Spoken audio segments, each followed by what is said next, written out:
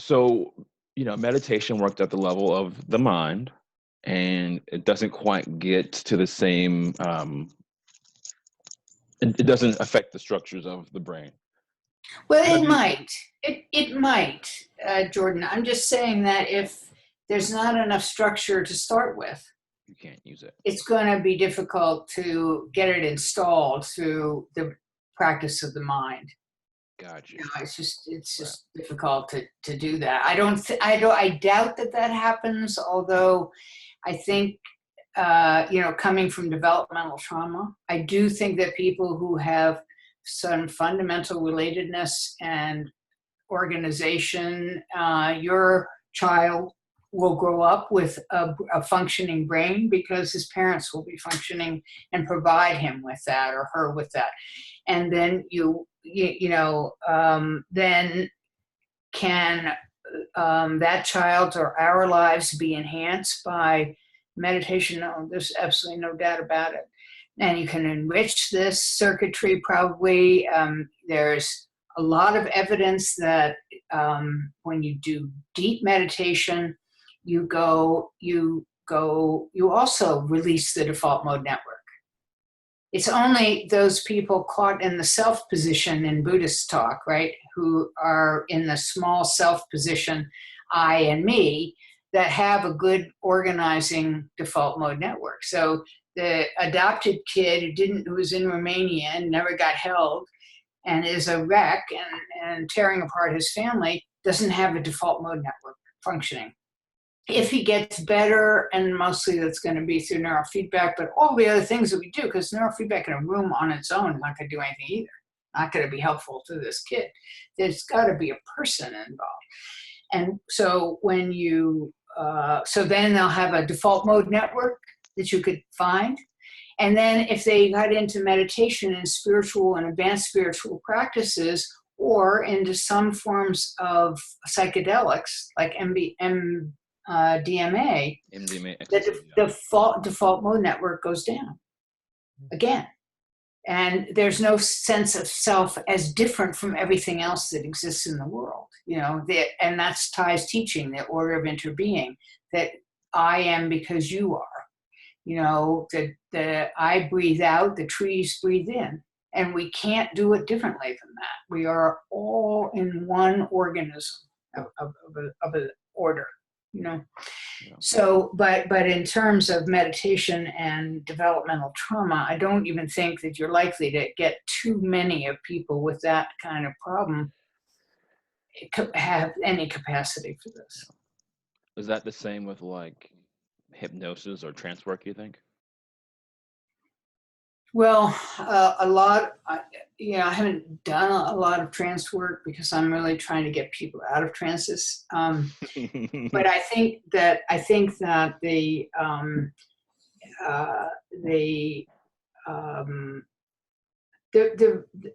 it really is the reality for people with developmental trauma that the sense of self and other and regulating of emotions, which is what you were talking about earlier, is the preeminent thing. And I would be hesitant to take anybody with developmental trauma into any kind of trance work because it's attenuated enough existing at all.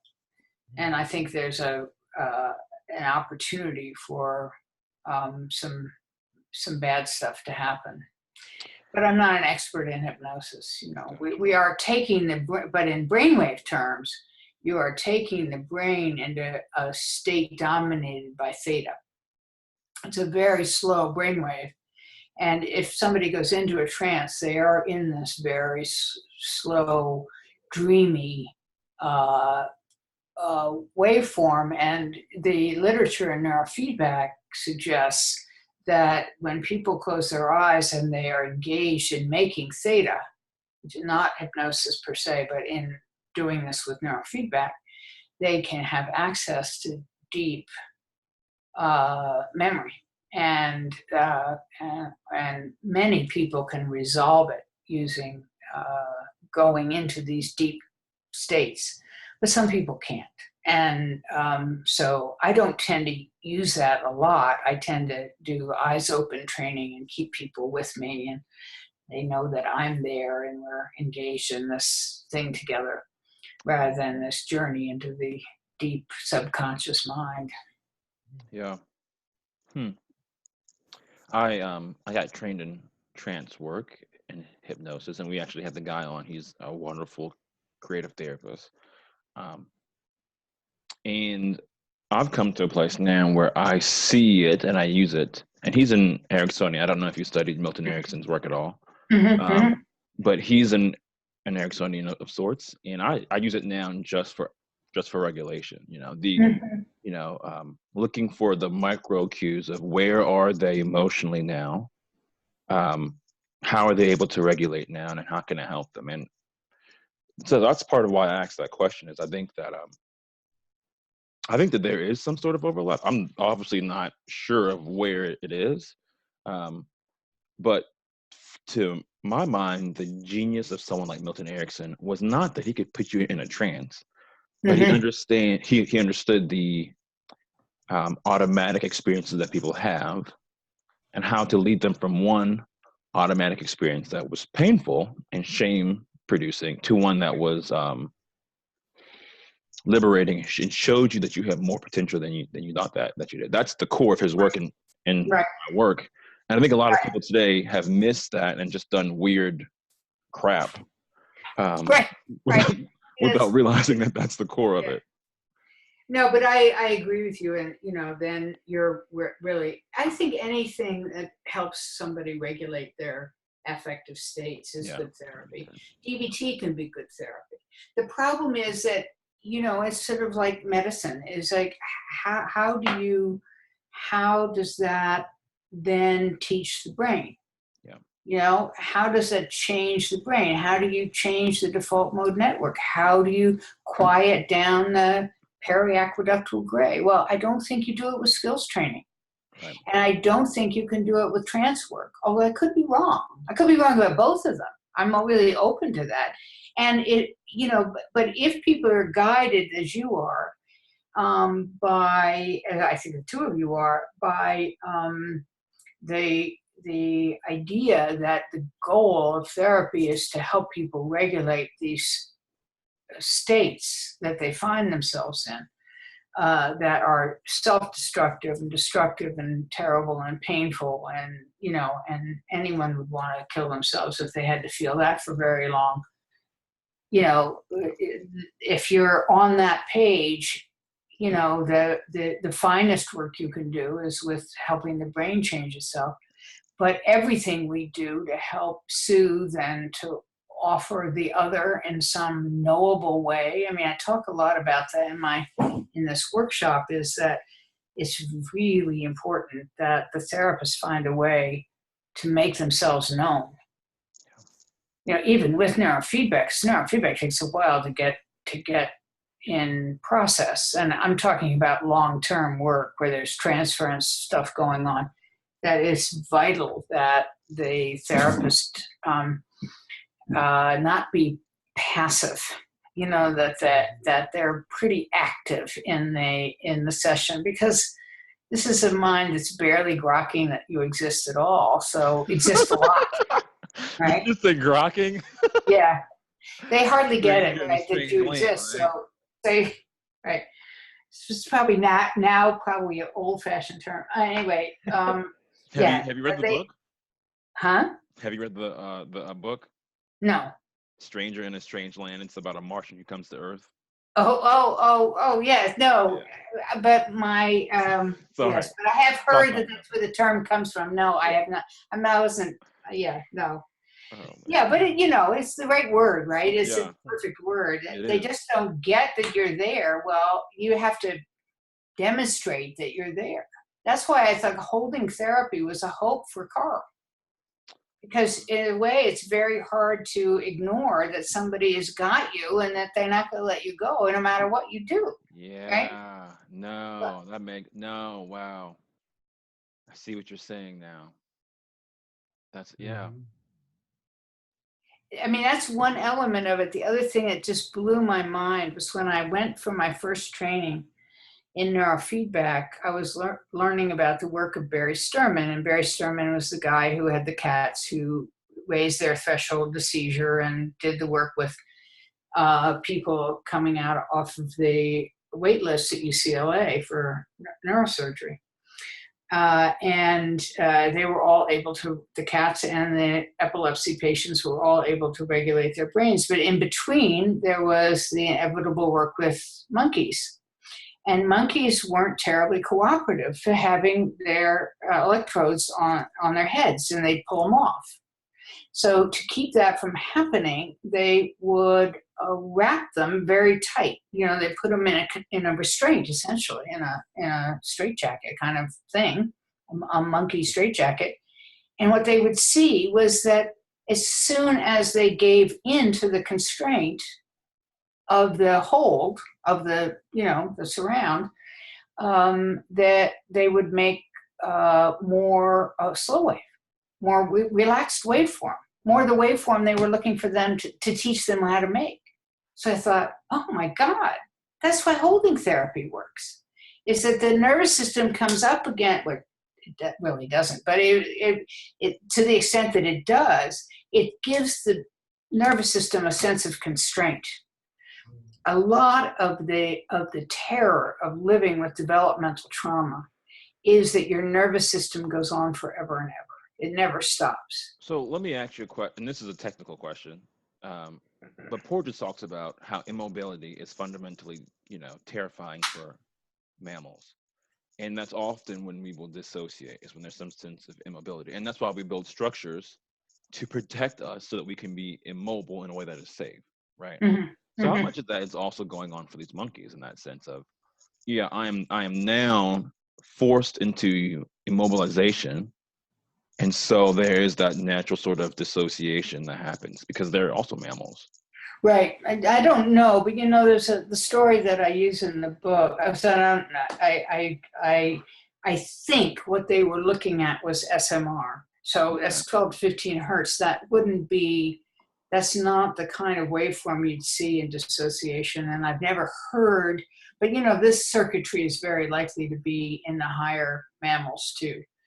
But in prey animals like horses, I use the example in the book of using constraint to the nervous system to quiet reactivity, because the prey animal's ready to flee, and you get on that back, and they're going to bite you or kick or buck or whatever to get you off, because I'm thinking of obviously the horse, is that the mountain lion is going to jump on their back. So to have a rider go on the back, that's a mountain lion, right? That's the whole priming of that nervous system. So one method that's used is creating more and more constraint and the animal then is immobilized, but is not hurt. And that is then is disconnected between being immobilized and being, you know, killed, essentially. And so that's also part of what they do at TCU. They have hamburger days where if a kid is acting out and they're grumpy, they say, "Do you need a hamburger sandwich?" And they take the kid and put them on a pad, and then they'll pile up lettuce and tomatoes, which are pillows, and they'll lay on top of the kid. They talk about the need for sensory for the nervous system in order to regulate itself. Yes, exactly. Touch, yeah. Can you imagine that being a baby, you've just born, and you're put in a crib? Right. When you have been, and there are 55 other babies, and you get fed, you know, 5 times a day, and that's it, right? You get changed, but the rest of the time you're in a bed. Chinese or kids from China who were adopted, up to a certain point, most of these babies were 2 in a crib. Wow. And a lot of American parents who were going to adopt put up thought of this as bad care. But that's probably the better option for much these better. kids. Yeah. It was better. Being separated. They had human company. Right. Right. And so the data on adopted Chinese orphans got worse after that, after the orphanages adopted the wish of the parents to be, you know. So it was, you know, it's the kind of thing we can get into. So, but that's how important it is to have the other. And, you know, we wrap up our babies. We hold them closely. We rock them and we talk to them. And you're probably doing that already. You know, you're already talking to your kid will know your voice, you know? Yeah. So that's not the experience of the kids that are in so much trouble. And so we need to provide that in every way we can think about. That is humane and loving and has a reason to be. And I think that wrapping a kid or the hamburger day is we see it. The kids calm down. The monkeys calm down. Yeah. Well, we're bumping up against the end of our time. I've so appreciated this. Ryan, I wanted you to have a chance to ask another question before we close it up. Yeah. I guess one of the things that I'm said, I think the brain, the understanding of the brain that I got in my program was very, very minimal. Mm-hmm. And I think that that's a lot of the experiences that therapists have, or at least just from training itself. Obviously, we learn things as we go on. What would you say if you had to put into terms, this is the one thing that I think every therapist should hold with them, should know, but maybe they don't? Whether it's a big thing, small thing, what's the one thing that you wish every therapist knew? That they come to understand the reality of brain plasticity and not just use it as a term, but to figure out how to help the brain learn its own regulation. That's the single most important thing. And if that isn't neurofeedback in 5 years from now, I'm great with that. All I care about is that we focus on how to help people who have not had good parents, who have not had any opportunity for organizing their brains, to organize their brains and regulate affect. And that neuroplasticity is possible. It's possible throughout the lifespan, and it's made most possible with neurofeedback. Yeah. I think the thing about neurofeedback that makes me so excited is, as I've studied the science of learning, what humans can learn is incredible. Mm-hmm. There's a book out that I watched the video for because I didn't have time to read it, called Thinking Fast and Thinking Slow. Mm-hmm. And he talks about how humans can learn, how we have this intuitive knowledge about things, and that intuitive knowledge is based off of learning. And humans can learn like almost anything. But what we need clear and relatively fast feedback. Mm-hmm. And once we get that, then our ability to learn whatever it is skyrockets. That's right. Right.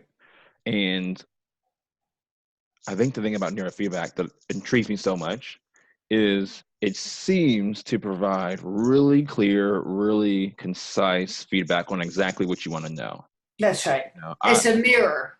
It is a very, very clear mirror, or at least the clearest mirror that I've seen. Right. That we have so far. Yeah. Yeah. Which to me makes it really, really exciting. Mm-hmm. Yeah. So. Oh, it's fascinating. Believe me, it's just it's fascinating to work at this level with people. Just amazing. Yeah. Well, is there anything else you want to say? Anything else like, man, I want people to know this before I head out? Oh, that's a long list. No, I think we've covered this topic, and you know, I write about as much as I knew of, and up till April up until early in 2014 is in the book. And so, you know, that's available to people and hopefully accessible and readable. Yeah.